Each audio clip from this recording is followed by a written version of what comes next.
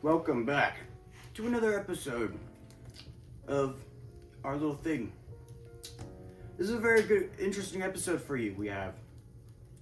We'll be talking about the Emperor, the great Justinian, and how he paved the way for 1,000 years before Constantinople was destroyed by the Ottomans. But we don't talk about that yet.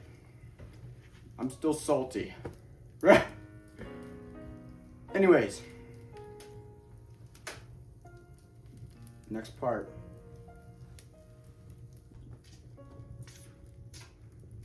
Give me help. I need help over here.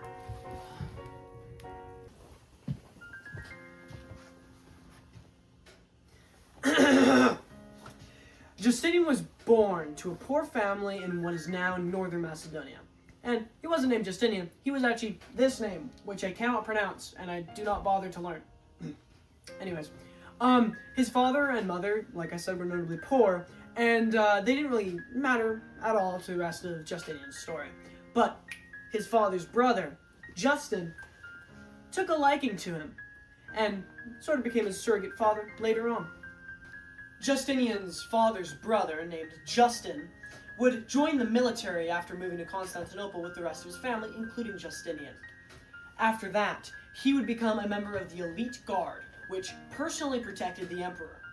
And then, a short while after, he would become the leader of the palace guard. Now, Justin, through his connections and, of course, his position, would become the emperor of the Eastern Roman Empire. And Justinian, being his nephew, and at that point, his essentially son, got a huge amount of power simply through that connection. Anyways, Justin, shortly after becoming emperor, officially adopts Justinian, officially naming him Justinian. Now, Justinian immediately adapted to the noble lifestyle, shortly after meeting his wife at a chariot racing game. Anyhow, so, in Constantinople at the time, chariot racing was the biggest and hottest sport of anything. Now, the gladiator games in the earlier Roman Empire were banned in the Eastern Roman Empire.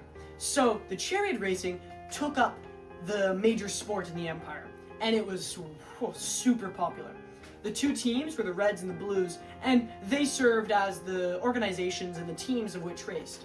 And every once in a while, they would become very political, get really mad, and rally the populace to revolt. We will mention that later. Her name was Theodora. Theodora, though being a peasant, was extremely cunning and intellectual. They met at the chariot racing game, which, is like going to a Canucks game and meeting a billionaire woman. And just because you like the Canucks, you get married. But anyhow, like I said, she was still fit for the job. Later, she would take a huge role in Justinian's life as emperor, her role as the empress, and the laws that would be reformed. Due to Justin's role as the emperor of the Byzantine Empire, and of course, even before that, being a noble, Justinian learned a lot about the Roman system. He learned Roman laws, Roman faith, about the administration of Constantinople itself, and he was deeply intellectual, so he took to the ideas extremely quickly. Learning all these things, he became quite intelligent about the Roman systems, Roman laws, Roman faith, and everything around the city, unlike some of the previous emperors. In 518 CE, when Justin became emperor, Justinian served as basically his chief advisor, handling diplomatic matters, some theological disputes, and administration within Constantinople. So, a lot on his plate already, but he was well sought out for it. In 527 CE, Justinian was even named his co-emperor, basically serving as a second emperor to the entire empire. In medieval Europe, most empires and most kingdoms were feudal at the time. This means that there's a king, and when the king dies, his possessions and lands get split between all of his children. This could be however many sons, or not usually daughters, they weren't really in the equation at the time, but split between all the sons of the king. Now, the Eastern Roman Empire was a whole different system. They were an administrative powerhouse, a Roman administrative society which didn't follow feudal laws.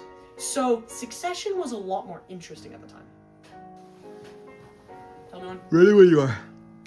Rather than succession going to the children of a king, it was based on a lot of factors like how popular you were, how much political influence you had based on army size or just general connections, and usually how well liked you were among the nobles.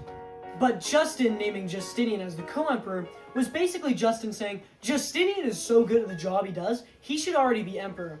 This move also made it almost 100% certain that one of Justin's family members would become emperor. So the next choice for the emperor of the Eastern Roman Empire was extremely obvious. Shortly after Justin's death, Justinian would inherit the crown, the year 527 CE. Once again, it was quite an obvious pick. He was well prepared for the transition. There was no rebellion or no rough spots either. He was already in a governing role and was very allocated to the position. And, of course, he was already technically wearing the crown as the co-emperor. So, it was a very smooth transition overall. Immediately, I believe after becoming emperor, he married Theodora, the peasant from the chariot racing.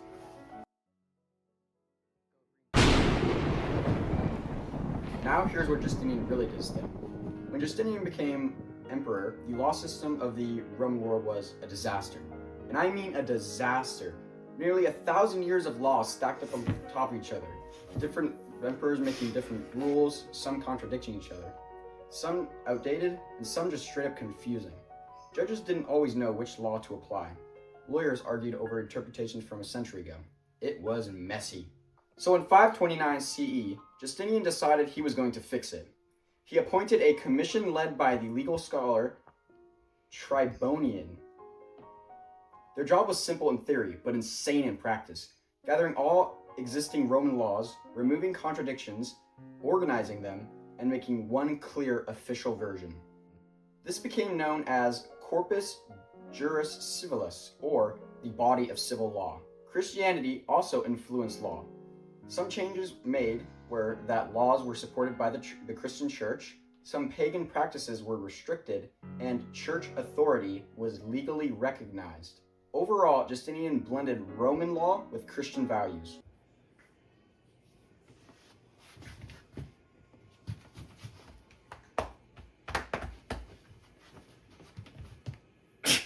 The first part was the Codex. The Codex was a collection of imperial laws from previous Roman emperors.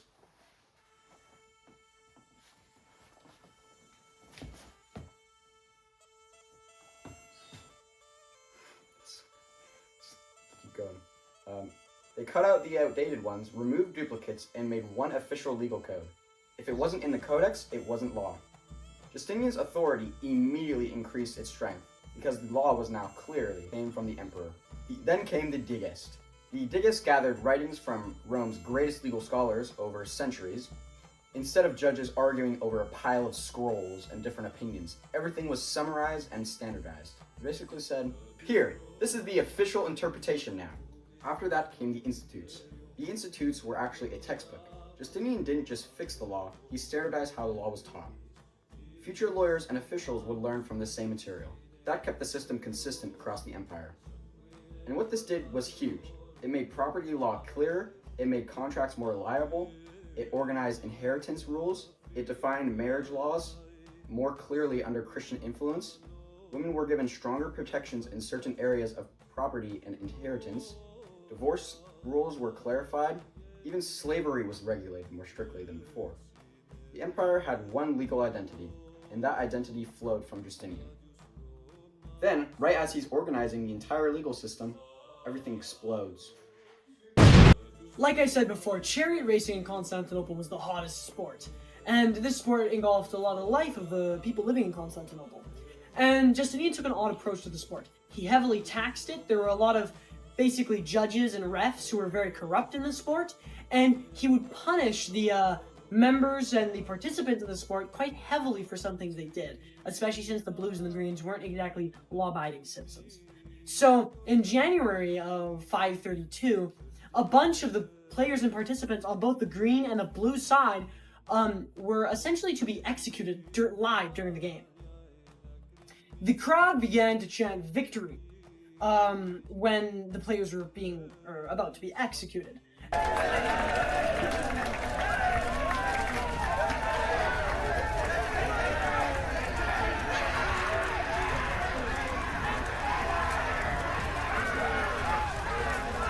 And this didn't mean victory against the opposing team, it meant victory against Justinian. The Blues and the Greens, who historically have been fighting over who's the best at chariot racing and who's the best at being conniving, oddly united under this fight to free their players, and united under the people who were basically mounting the revolt. They became incredibly organized and began literally burning down Constantinople in rage. The revolts in Constantinople lasted about a week.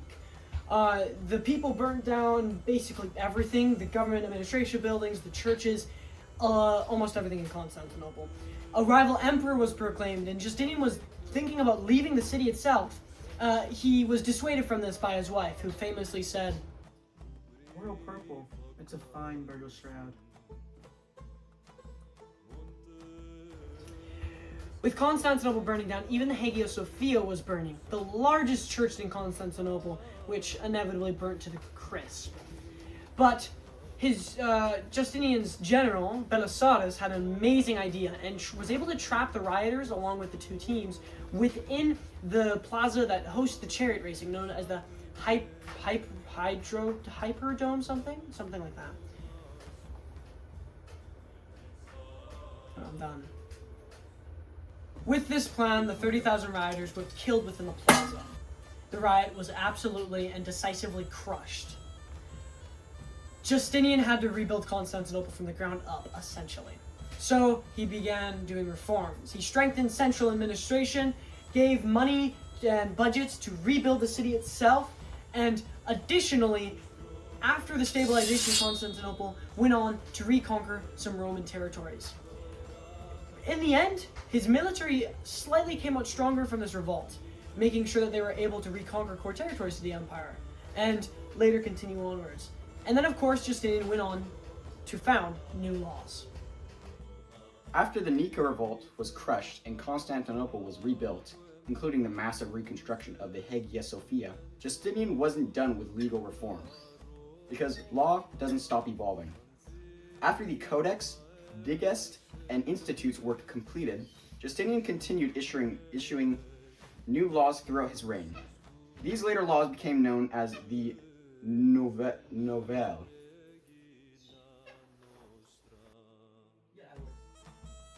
What am I going to call my new set of laws? After the Nika revolt was crushed and Constantinople was rebuilt, including the massive reconstruction of the Hagia Sophia, Justinian wasn't done with legal reform, because law doesn't stop evolving. After the Codex, Digest, and the Institutes were complete, Justinian continued issuing new laws throughout his reign. These later laws became known as the Novelle, meaning new laws. Unlike earlier Roman law, many of the Novelle were written in Greek, instead of Latin. That shows how the Eastern Roman Empire was shifting culturally, even though it still called itself Roman. The Novelle dealt with practical governance. They reformed church law, they adjusted provincial administration, they expanded protections for women in certain legal cases, they clarified inheritance disputes, they strengthened imperial control over officials in the provinces. What Justinian created wasn't just a cleanup project, it was the preservation of Roman legal thought.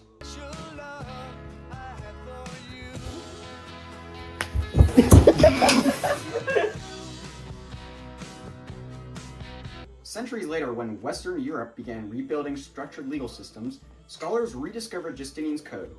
It became the foundation for civil law traditions that still influence countries today. So while Justinian is famous for wars and buildings, his greatest conquest was legal order. He didn't just rule the empire, he organized it.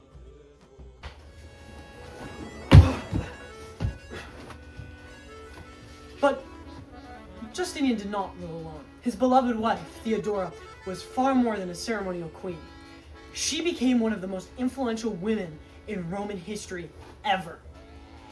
Theodora would later go on to play a major role in shaping imperial policy and law, especially concerning women's rights. Especially in the medieval time, women did not have much of a say at all. So she became a very good spokesperson for all the women in the empire, especially at the time. Under Justinian's new legal reforms, laws were passed that expanded women's property rights, allowing women to get greater rights and amounts during divorces, and additionally protected them against forced prostitution, and improved penalties for abuse. Major wins for women. She was not just his partner. She was his political equal in many ways. But sadly, Justinian's reign was not without strife. In 541, Justinian's plague began spreading throughout the empire in many other areas. It started in Egypt, which wasn't a part of the population at the time, and quickly expanded into the trade routes, leading to Constantinople. Historians say nearly 1,000 people were dying in Constantinople a day alone. Imagine how many people were dying across the entire empire. It's ridiculous. And once again, the estimates say 1/3 of the empire perished due to the plague, a massive devastation to Justinian's reign. This would later lead to the military being weakened, the economy waning, and inevitably Justinian's core goal being reconquest of the old Roman Empire falling flat on its face. Without military power, the western side of the empire could not be conquered, and thus Justinian had to abandon one of his hopes and dreams. After this tragedy, Justinian couldn't do much with the empire. He continued legal reforms for a short period and continued introducing new laws, but inevitably due to the plague and a multitude of other factors, there was just no real way for him to expand his power much more. So, in 565, Justinian sadly perished. Long reign for Roman empires, being nearly 40 years, it's out of the ordinary. He lasted until he was 83. Justinian did a lot for the empire. He strengthened central authority, he reorganized the laws, he introduced new laws, he strengthened the culture, rebuilt the Hagia Sophia back from rubble from the riots, and did a lot, including reconquer old territories in Spain and northern Africa. But sadly, all of his greatness came at a cost to the Roman Empire. The treasury was drained. The plague had both hit the economy and the population, so both of those were down too, and the military was stretched across the empire. He did reconquer territories in Italy, Spain, and North Africa, but they were difficult to hold and strained the military apparatus.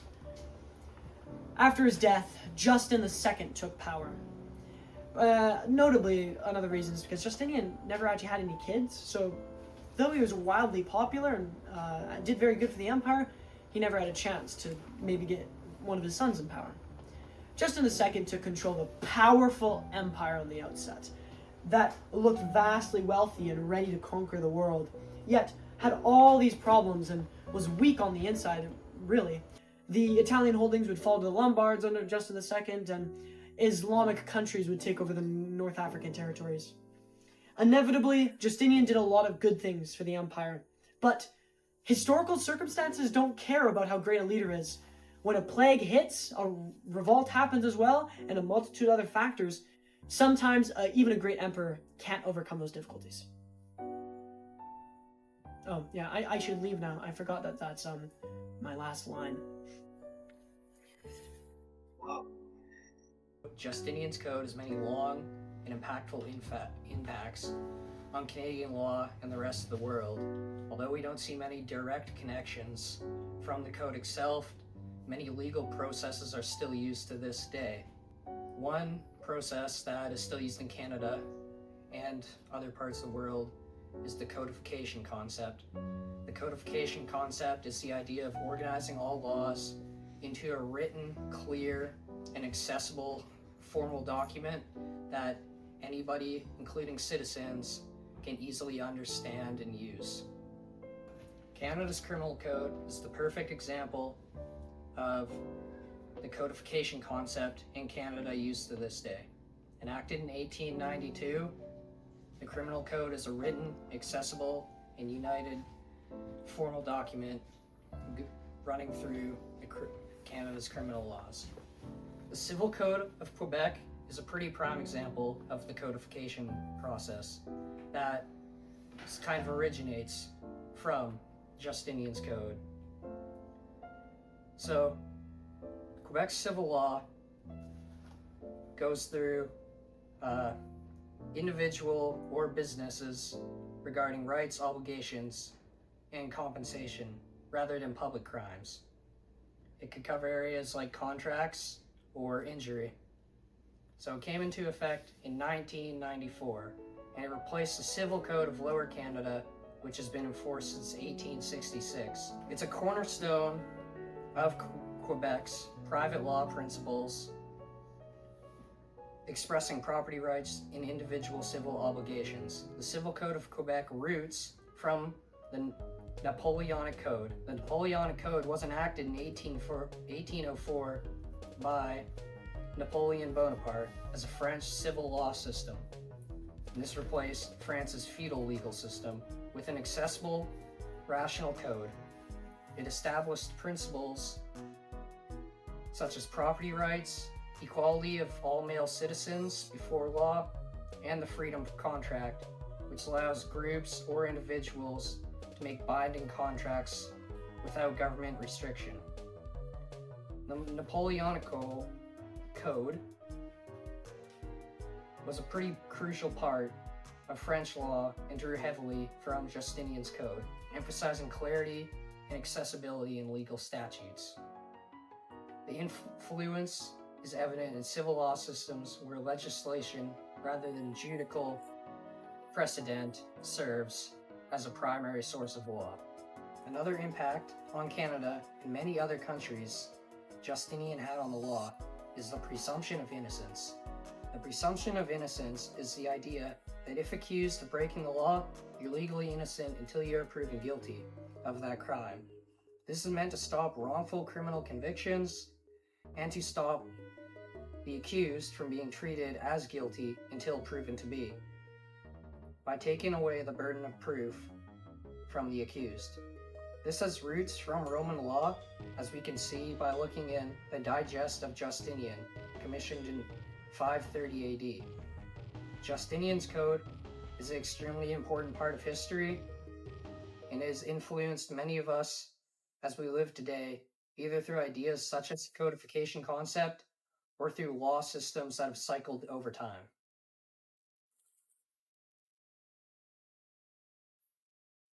Take a look inside my robes. Are there any laws for me? I will have to write these laws till I'm down on my knees, because you're the only one to race on my chariot so fine. Centuries Did you later, ever feel me? Would you ever inscribe us? Every time and that's going in the blooper. that you hit my loss and then one day you'll disappear. What's the point of racing all these chariots around? Did you ever race one? Was I ever fast enough? But the boy's reformer, he doesn't see you. Continuous rubbing. It's hard too fast. The boy's reformer, he doesn't see you. No, trust. All these laws reforming, all these laws reforming, all these laws reforming, all these laws. He said that my laws are bad. I am reforming them. Think about races and chariots. So I tell them they're one of me. There's a committee. His horse is up to me. Like, the horse is so slow because he doesn't know where to go. Like, Richie helping his laws. Do that one. Wait, pause for a second. Check in my laws because you know what I'm on. Send me the pigeons on my correspondence. And I don't scribe enough without you. And I can't perform enough without you. If you don't race with me, then we're free. Don't like the pagan stuff that you do. Get out. But the reformer, he doesn't see you. These chariots are too fast. The boy's reformer, he doesn't see you. Okay. These chariots are too fast. Reforming, all these laws, reforming, And what this all these laws, reforming, all these laws, reforming, all these laws. Hey,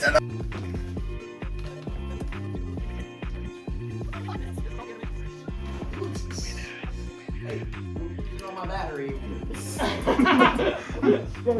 Beautiful.